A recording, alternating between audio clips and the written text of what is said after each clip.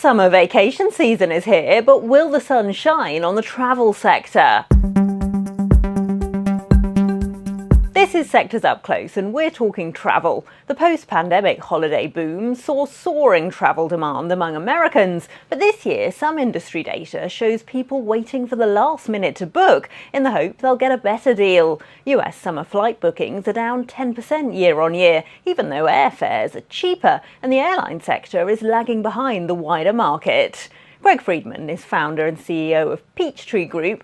Greg, firstly, what's going on in the economy that makes people a bit more hesitant to spend on travel, do you think? Yeah, so it's, within the US, it's a lot of the, discussions around tariffs, really the disruption and with higher inflation, the impact with, just within the US as well as some of the geopolitical tension has caused people to be hesitant to travel, both, if it's corporate travel, business travel, if it's leisure travel. So it's definitely been softer this year. It's been a little bit weaker, but also, it's, I would say that within the hospitality space or the hotel space in the US, you've seen less government travel as well, just with some of the efforts of the new administration on the DOGE side. What about inbound travel to the US? Is there any evidence international travelers are being put off? Yeah, you're seeing strong evidence that, international travel is down. Like, for instance, just travel into the US from Canada is down 20%, since the new administration has taken over. So you're seeing, really a negative impact across, international travel in the U.S. And that does have a really negative impact into certain submarkets. We invest, heavily across the U.S., across the select service, limited service, compact full service, primarily Marriott, Hilton branded hotels, and pretty much, again, most parts of the U.S. And there's certain parts that we're seeing impacted, especially in some of the primary markets, you're seeing a pullback. Where are the big hotel chains seeing the biggest impact? Is it business travel or leisure? Yeah, so it's a combination. I would say that, business travel is down a couple of points. I would say that, you're seeing probably more of a pullback across, the transient travel, a lot of that last minute travel. And you're seeing, sort of as you talked about at the beginning, there's been a pullback, just a shortening of the window of when people are actually traveling. So they're really waiting to the last minute. We've seen that 80% of the travel bookings are occurring, within 24 days of travel this year compared to, last year,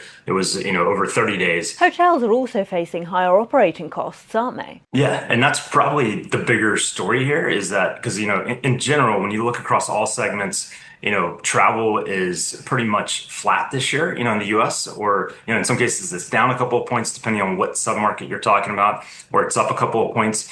But the bigger challenge is operating expenses are up, huge, with labor expense and some of the supply expenses, due to the impact of inflation and so forth. And so hotels are becoming less profitable, this year compared to last year, just due to, just having additional operating costs. You mentioned labor costs there. Hotels do often tend to rely on migrant labor. Are they seeing an impact from the immigration crackdown in the US? Yes. So, there's no question.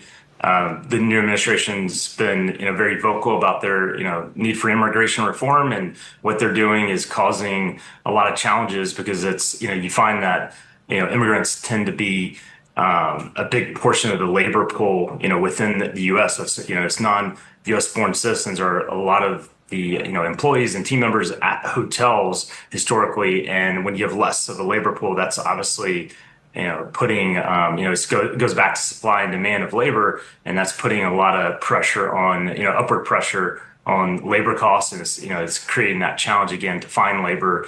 Some of the same challenges we had coming out of COVID as well. You mentioned you think next year will be a much better one for the hotel industry. Where are the bright spots, do you think? So I think, really when you look at just the lodging space, it goes back to supply and demand. You find that, this is sort of rinse and repeat for us because as a firm, we've been through multiple cycles, and myself as a professional, I've been through multiple cycles as well, but I started the business back in '07. So I feel like this is a repeat of some of the previous cycles, like when you go back to the GFC, the pandemic, or even, what we're experiencing now, you always see this pullback in travel when there is economic disruption. And usually the severity of that economic or that pullback within the lodging space and travel is directly correlated to how much new supply is built. This time around, there's just not a lot of new supply that needs to be absorbed. And so I think, in general, I think when there is a recovery, which I expect, sometime in the mid part of next year, we should be in a much more stable environment, which will allow for all travel segments to flourish. And as that occurs, I think, hotels will overly benefit because there's not this new supply that needs to be absorbed like we experienced coming out of the great financial crisis or even, coming out of COVID and so forth. So I think we're going to be very well positioned. The fundamentals are very strong and just demand in the out years, when you look at just the need to travel, the desire to travel, I mean, there's huge tailwinds to the growth of travel. Travel is expected to outpace inflation over the next decade. And I think that's really a testament that, coming out of COVID, people like to travel, which we've seen firsthand. And I think, as people have the ability to travel, they're going to travel again, especially from a financial perspective. That was Greg Friedman of Peachtree Group. Don't forget, you can watch more videos on Reuters.com.